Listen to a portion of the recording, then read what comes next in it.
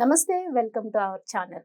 ప్రస్తుతం మనతో ప్రముఖ ఆధ్యాత్మికవేత్త, ఆస్ట్రాలజర్ సత్యనారాయణ మూర్తి ముల్లపూడి గారు ఉన్నారు. వారితో మాట్లాడదాం. నమస్తే గురుగారు. నమస్కారం మా పడిగమారి. నండూరి గారు ప్రతి ఒక్కరూ కూడా ఇంట్లో శివలింగం పెట్టుకుని చక్కగా శివుణ్ణి ఆరాధించుకోమని చెప్తారండి. అది కూడా ప్రదోష సమయంలో శివలింగాన్ని అభిషేకం చేస్తే కనుక అసలు ఈశ్వరుడు ఇబ్బంది అంటూ ఏది ఉండదు అని ఆయన చెప్తారు. కానీ చాలా మంది భయపడేది ఏంటంటే ఇంట్లో శివలింగం పెట్టుకోవచ్చా, ఒకటి ఒకవేళ పెడితే డైలీ అభిషేకాలు చేయాలి, అలా వదిలేయకూడదు అంటారు. కాబట్టి డైలీ అభిషేకాలు చేయాలి అంటే రోజు కుదరకపోవచ్చు, కుదరకపోతే దాని వల్ల ఏమన్నా చెడు ఫలితాలు వస్తాయా అనేది చాలా మంది భయపడుతూ ఉంటారు.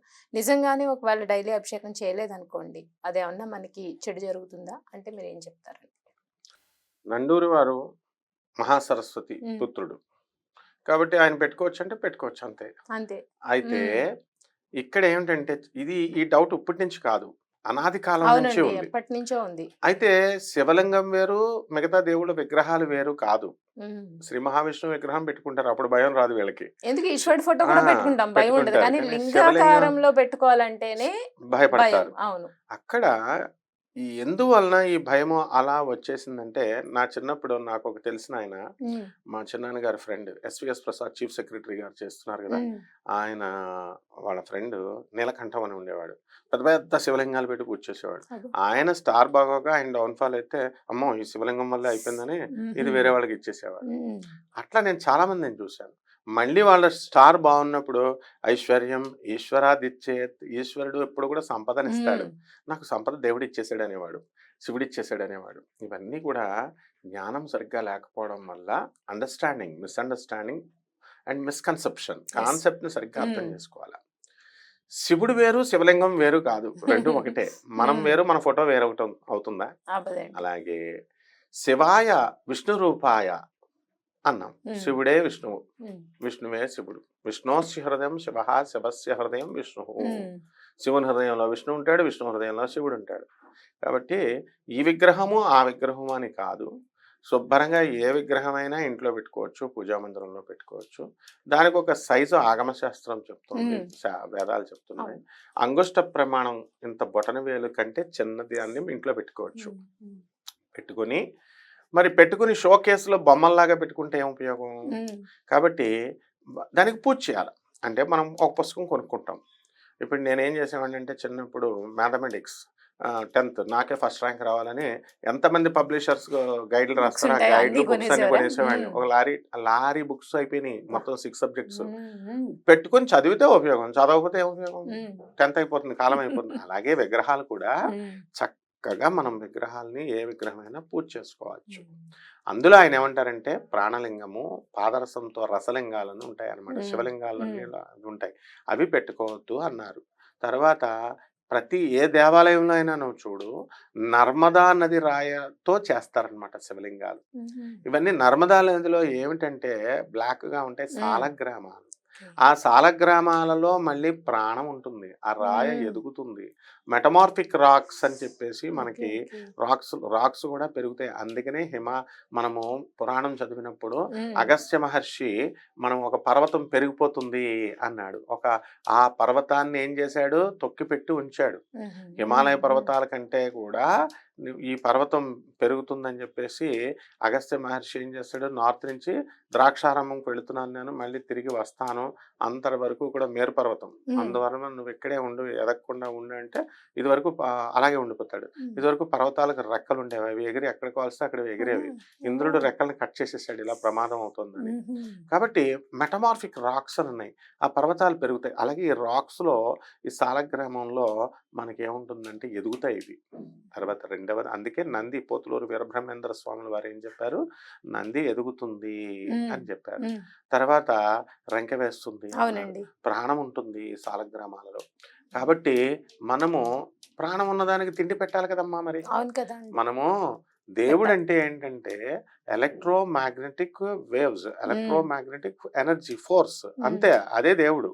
దాన్ని మనం ఒక రూపం కింద ఇచ్చినప్పుడు మనం మనిషి ఏం చేస్తున్నాం? మనిషి భావనలో తీసుకొచ్చేసి రాముడు, కృష్ణుడు, శివుడు అని రూపాలు పెట్టినప్పుడు మనం బాడీ ఎలాగైతే పెరుగుతుందో ఆ బాడీ పెరగాలంటే తిండి పొయ్యాలి. కాబట్టి దేవుడికి పొద్దున్నే కాఫీ ఇవ్వాలి, టీ ఇవ్వాలి, భోజనం పెట్టిన తర్వాత కిల్లి కూడా ఇవ్వాలి, అందుకే తాంబూలం పెట్టాం దేవుడికి.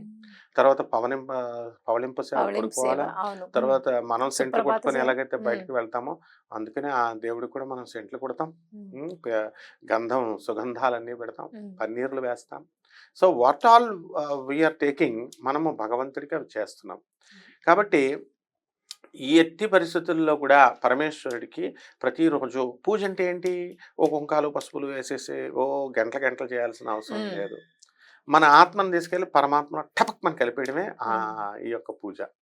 అంటే ఫస్ట్ ఎట్లా వస్తుందండి, ఎల్కేజీలో చేస్తాం మనం, తర్వాత ఒక చిన్న ఎక్కాలు చెన్నై నేర్చుకుంటాం 1 2 3, తర్వాత పెద్ద క్లాసుల్లోకి వెళ్ళే కొద్ది ఎలాగైతే ఇంటిగ్రేషన్లో చేసేస్తాం.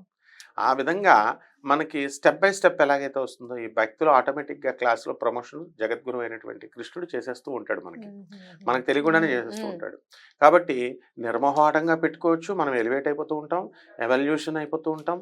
మనకి ఆ భక్తి ఏమవుతుందంటే సాకార పద్ధతిలో స్టార్ట్ అయిపోయినటువంటి భక్తి నిరాకార పద్ధతిలో రామకృష్ణ పరమహంస చేసేస్తాడు. అంటే ఎన్ని రకాల సాధనలు ఉన్నాయి, అన్ని రకాల సాధనలు చేసేస్తావా అని రామకృష్ణ పరమహంసని వాళ్ళ ఫ్రెండ్స్ నవ్వేవారు. ఏమిటి, భైరవి మాత వచ్చి తంత్ర సాధన చేయిస్తుంది, తోతాపురి వచ్చి నిరాకార రూపంలో చేయిస్తాడు, యోగులు బైరాగులు ఎన్ని రకాల సాధనలు ఉన్నాయో దేవుణ్ణి అన్నీ చేసి పడేసాడు రామకృష్ణ పరమహంస. చేసేసిన తర్వాత మరి విగ్రహారాధన చేసేటప్పుడు కాళిక తల్లికి తినిపిస్తూ ఉండేవాడు. కాబట్టి మనము శివలింగం రూపంలో మనం చేసేటప్పుడు ఖచ్చితంగా మనం పూజ చేయాలి. ఒకవేళ ఊరెళ్తున్నాం అనుకో, జగద్గురువులైనటువంటి భారతీ తీర్థస్వాముల వారు, విధుశేఖరేంద్ర సరస్వతి స్వాముల వారు, శంకరాచార్యులు వారు మనకి శృంగేరికి, వాళ్ళే ఏం చేస్తారంటే జైత్ర యాత్ర, విజయయాత్ర, జయయాత్ర అని పెట్టుకుని మనం కారులో వెళ్తాం. వెళ్ళినప్పుడు వాళ్ళకు కూడా ఒక స్ఫటికలింగం ఉంటుంది. ఆ శివలింగం ఎవరిచ్చారో తెలుసా, సాక్షాత్తు జగద్గురు అయినటువంటి ఆదిశంకరాచార్యుల వారి కైలాసం వెళితే 5 లింగాలు ఇచ్చారు, శివుడు పార్వతి. అది నండూరు వారి వీడియోలో కూడా ఉంటుంది. అందులో ఒక ఈ యొక్క శివలింగము మన ఈ చంద్రమౌళీశ్వర స్వామి అనమాట, శారదా చంద్రమౌళీశ్వర స్వామి. కాబట్టి ఈ చంద్రమౌళీశ్వర స్వామి అనే సాక్షాత్తు శివుడు తన ఆత్మలింగంగా ఇచ్చినటువంటి ఆ లింగాన్నే వీళ్ళు టూర్స్కి తీసుకెళ్ళిపోతున్నారు, అక్కడే పీఠం పెడుతున్నారు, అక్కడే మొత్తం అష్టోత్తర శతనామావళితో పూజలు చేస్తున్నారు, నమ్మక చమకాలతో అభిషేకం చేస్తున్నారు, చేసేసి మళ్ళీ వాళ్ళు ఊరు వచ్చినప్పుడు శృంగేరి పీఠం వచ్చినప్పుడు తీసుకొచ్చేస్తున్నారు. కాబట్టి ఇక్కడ మనం అర్థం చేసుకోవాల్సింది ఏంటంటే, మనం ఊర్లు వెళితే మనకు కూడా మనం దుకాణంతో శివలింగాన్ని తీసుకెళ్ళిపోవచ్చు, పూజాపీఠాన్ని. లేదనుకోండి నీళ్ళల్లో పెట్టేయచ్చు, జల దిగ్బంధనం. లేదా కొంతమంది బియ్యంలో ధాన్యావాసం బియ్యంలో పెట్టేస్తారు, ఎలాగైనా పెట్టేయచ్చు. నెక్స్ట్ మనం పూజ చేయకపోతే మనకి ఏమైనా అరిష్టాలు జరుగుతాయా అండి అంటాడు. అసలు అరిష్టం అనేటటువంటిది శివుడు చేయడు. శివుడు తత్వమే ఏంటంటే ఎంతసేపు మేలు చేస్తాడు, శత్రువులకు కూడా మేలు చేస్తాడు ఆయన. కాబట్టి మన పూజ ఏమిటి, మనం దేవుడు సృష్టించిన కొబ్బరికాయ దేవుడికి చెప్తున్నాం, దేవుడు సృష్టించిన అరటిపళ్ళు దేవుడికి ఇస్తున్నాం, దేవుడు సృష్టించిన పువ్వు పళ్ళు ఇచ్చేసి మనం పూజ అంటున్నాం. స్వామి నాకు ఇచ్చేయని కండిషన్స్ పెడుతున్నాం. కాబట్టి మనం పసుపు కుంకాలు వేసేయడం ఇది ఇది దీనికి వస్తుంది, ఇది పూజ కాదమ్మా. ఆయన వలన ఆయనకి ఏం అభ్యంతరం లేదు. నిజమైన పూజకు అర్థం తెలుసుకోవాలా, అవినీతిని అడ్డుకోవాలా, ఆ తర్వాత పేద అబలలపైన, పసిపిల్లలపైన, అనాథలపైన, వృద్ధులపైన జరుగుతున్నటువంటి దాడిని మనము ఎదుర్కోవాలా. తర్వాత మన అత్తమామలు కానీ, తల్లిదండ్రులు కానీ, బయట వాళ్ళని కానీ, ముసలి వాళ్ళని కానీ చూడడం ఇదే పూజ. అంటే జగద్గురు అయినటువంటి స్వామి వివేకానందుల వారు ఇదే చెప్తారు, service to humanity is real service to God అని. కాబట్టి ఏ మహాత్ముడైనా ఇది చెప్తారు. కాబట్టి ఖచ్చితంగా శివలింగాలు, పెద్ద పెద్ద శివలింగాలు కూడా పెట్టుకోవచ్చు అని చెప్పేసి మన మిత్రుడైనటువంటి రమణానంద స్వామి మరి పెద్ద పెద్ద వాళ్ళు డబ్బులు తీసుకు